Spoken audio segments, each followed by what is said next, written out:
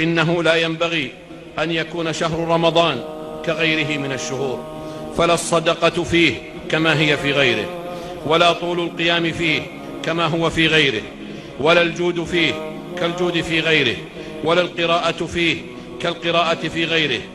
ألا والله وتالله وبالله لا عذر لأحد في رمضان إن لم يظفر فيه بباب القيام فليظفر بباب الصدقة، فإن لم يستطع فبباب التلاوة، فإن لم يستطع فبباب الذكر، فإن لم يستطع فلا أقل من أن يكف لسانه وجوارحه عما يخدش هذا الشهر ويثلمه.